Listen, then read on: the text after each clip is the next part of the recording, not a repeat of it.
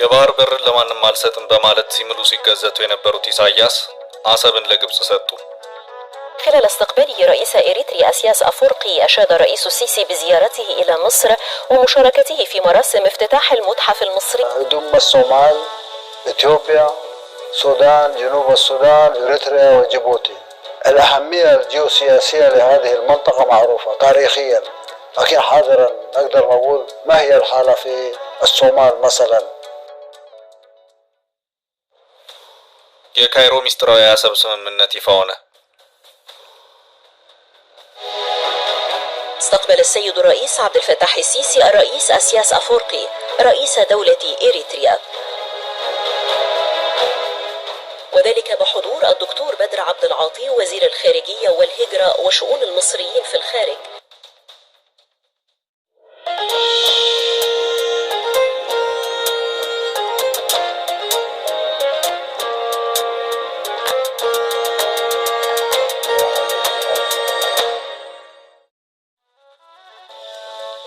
ፕሬዝዳንት ኢሳያስ አፈወርቂ አሰብን በተመለከተ ካይሮ ላይ የደረሱበት ስምምነት ይፋ ሆኗል። የአስመራው ሚስጥር በካይሮ በኩል ሾልኳል። ጉዳዩ አሰብን የሚመለከት ነው። የኢትዮጵያ ወደብ አቅራቢ ሀገር ጅቡቲም ያለችበት መሆኑን እየወጡ ያሉት መረጃዎች እያመለከቱ ነው። ለኢትዮጵያ በጎ የማትመኘው ግብጽ አሰብን በተመለከተ ከአስመራ ጋር ውል አስሬያለሁ እያለች ትገኛለች። በአጭር ጊዜ ውስጥ ብዙ ግራ አብዝተው የከረሙት ኢሳያስ ከጉዟቸው መካከል የአንደኛው ሚስጥራዊ መረጃ በድንገት ብቅ ብሏል። ይኸው በሚስጥር ተይዞ የቆየውና ወደ 3 ወራት እየሆኑት ያለው የካይሮ አስመራ ስምምነት ኢትዮጵያ ጥብቅ የህጋዊ ባለቤትነት ጥያቄን እያቀረበችበት ያለውን የአሰብ ወደብ የሚመለከት ሆኖ ታይቷል። ሌሎች የባህር በራቸውን እየሰጡ ነው በማለት ጅቡቲን ሳይቀር አጥብቀው ሲወቅሱ የነበሩት ኢሳያስ በመጨረሻም ቃላቸውን በልተው ተገኝተዋል። እናም በሚስጥር ግብጽን ወደ አሰብ ግቢ ማለታቸውን የተባበሩት አረብ ኤምሬቱ ዘናሽናል ባሰራጨው ዘገባ አመልክቷል። በኢትዮጵያ ወረራ ስጋት ውስጥ ነኝ ሲሉ የከረሙት ኢሳያስ የመጨረሻ መፍትሄ ብለው የወሰዱት እርምጃን የተመለከተ መረጃ በካይሮ በኩል ተላልፎ ተሰጥቷል። የዚህ መረጃ በካይሮ በኩል ይፋ መሆን ኢሳያስንና ባለስልጣኖቻቸውን የሚያስደስት አይመስልም። ይሄው አሁን ይፋ የሆነው የካይሮ ስምምነት አሰብን ለግብጽ አሳልፎ የመስጠት ስምምነት መሆኑን የካይሮ የውስጥ ምንጮችን ዋቢ ያደረገው የተባበሩት አረብ ኤምሬቱ ዘናሽናል ባወጣው ዘገባ አመልክቷል። ይሄው ስምምነት በዝምታና በሚስጥር መካሄዱን ያመለከተው ዘገባው የግብጽ የወደብ ስምምነት ዶራሌህ የተባለውን የጅቡቲን ሌላኛውን ወደብ ጭምር የሚያካትት ስምምነት መሆኑንም አክሎ አስታውቋል። የካይሮ የወደብ ስምምነት ጭብጥ ምንድነው በሚለው ዙሪያ ማብራሪያን የሰጠው ዘገባው ግብጽ አሰብንም ሆነ የጅቡቲውን ዶራሌህ ወደቦችን አቅማቸውን ከፍ የማድረግና አነስተኛ የጦር መርከቦችን ጭምር በሚያስተናግዱበት ደረጃ ጭምር መገንባት መሆኑን አመላክቷል። ዘገባው ሁለቱም ወደቦች በቀይ ባህር ጠባቡ ሰርጥ በሆነውና ስትራቴጂካዊ ጠቀሜታው ከፍ ባለው ባቤል መንደብ የቀይ ባህር ወሽመጥ ላይ የሚገኙ መሆኑን አመልክቶ ኢትዮጵያም በጅቡቲው በዶራሌህ ወደብ በኩል ሸቀጦቿን የምታስወጣና የምታስገባ መሆኑንም አመልክቷል። ዘገባው ግብጽ አሁን ወደ ሁለቱ ሀገራት የቀይ ባህር ዳርቻ ወደቦች የተጠጋችው የራሷ 2000 ኪሎ ሜትር ርዝመት ያለው የቀይ ባህር ዳርቻና የስዊዝ ቦይ ባለቤት በሆነችበት ሁኔታ ነውም ሲልም አስታውቋል። የካይሮ ምንጮቹን ዋቢ ያደረገው ዘገባው ግብጽ ከሁለቱ ሀገራት ጋር ያደረገቻቸው ስምምነቶች ወታደራዊ ይዘቶች ያሏቸው መሆኑንም አክሏል። ኢሳያስ ደጋግሞ ግብጽ ተመላልሷል። በመሃል ረዘም ላሉ ጊዜያት የግብጽ ጉዟቸው ተቋርጦ ነበር። ፕሬዝዳንቱ ከኢትዮጵያ በኩል ስጋት ተደቅኖብኛል ብለው ሲያስቡ በማናቸውም ሰዓት ወደ ካይሮ ግራ ያበዛሉ ወይም ስልክ ይደውላሉ። ከዚሁ ጋር በተያያዘም ከቀይ ባህርና ወደብ ጋር በተያያዘ ከኢትዮጵያ ጋር ውጥረቶች ከረር ባሉባቸው ባለፉት 2 ዓመታት ኢሳያስ ከግብጹ ፕሬዝዳንት አብዱል ፈታህ አልሲሲ ጋር ያላቸውን ግንኙነት ጠበቅ አድርገውም ታይተዋል።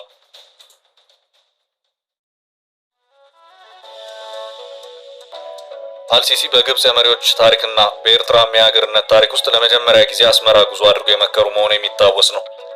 የጊዜው ምክር የሶማሊያውን ፕሬዝዳንት ሐሰን ሼክ መሐመድን ያካተተ ነበር። በጊዜው ከወደብና ከባህር በር መውጫ ጋር በተያያዘ የኢትዮጵያ መንግስትና ሶማሊላንድ የመግባቢያ ስምምነትን መፈራረማቸውን ተከትሎ ሶማሊያና ኢትዮጵያ የፖለቲካ ኩርፊያ ላይ ነበሩ።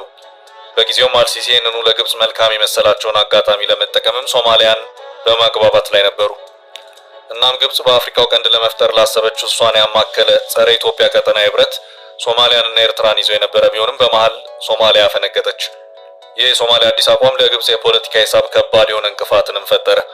ሐሰን ሼክ መሐመድ ከካይሮ ይልቅ ወደ አዲስ አበባ አደሉ። የካይሮ ጉዟቸውን ቀንሰው የ4 ኪሎ እግር አበዙ። በዚህም የሶማሊያው ፕሬዝዳንት የ4 ኪሎ ምልልስ ግብጾች ክፉኛ ተበሳጩ። የሶማሊያውን ፕሬዝዳንት ሐሰን ሼክ መሐመድን ከካይሮ ያስኮበለሉት ቱርኮች ናቸው።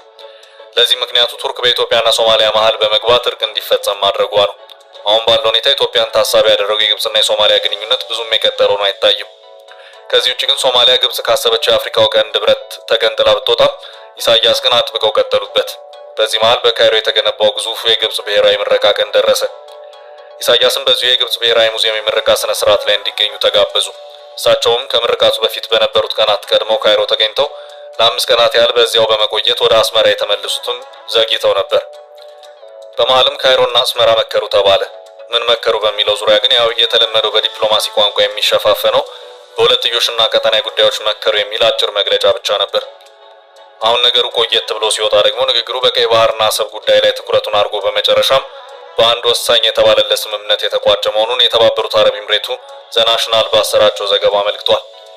ዘናሽናል በዚሁ ዘገባው ግብጽ ከኤርትራና ጅቡቲ ጋር የወደብ ስምምነት ላይ በመድረስ ኢትዮጵያ ላይ የምታደርገውን ጫና ከፍ አደረገች ወይም ኢጂፕት ኢንክሪዝስ ፕሬሸር ኦን ኢትዮጵያ ትሩ ፖርት ዲልስ ዊዝ ኤሪትራ ኤንድ ጅቡቲ የሚል ርዕስን ሰጥቶታል። ስምምነቱ እንደዚህ የሁለትዮሽ ስምምነት ብቻ ተደርጎ የሚታይ እንዳልሆነ ዘገባው አመላክቷል። ታሳቢ ያደረገው ኢትዮጵያን መሆኑን ከርዕሱ ጀምሮ በግልጽ ተቀምጦ ይታያል። ዘናሽናል መረጃውን አድርሰውኛል ያለው የካይሮ ምንጮች ናቸው ብሏል።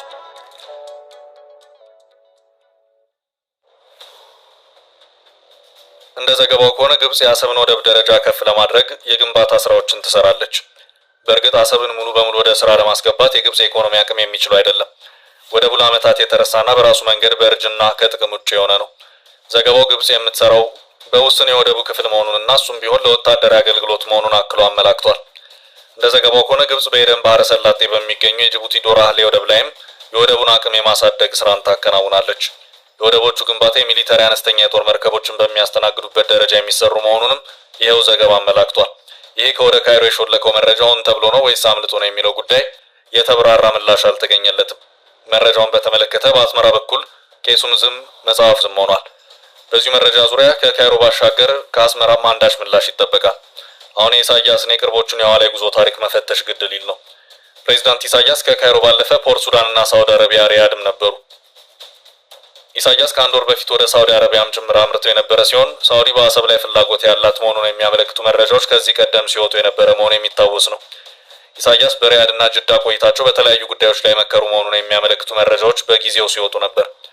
ከዚሁ ጋር በተያያዘም በሁለቱም አቅጣጫ የውይይት ጭብጦች ተብለው ይፋ የሆኑ መረጃዎች ታይተዋል። ውይይቱ የሁለትዮሽ ግንኙነቶችን ቀጠናዊና የቀይ ባህር ጉዳይ መሆኑ እንደዚሁ በደፈና የተገለጸበት ሁኔታም ታይቷል።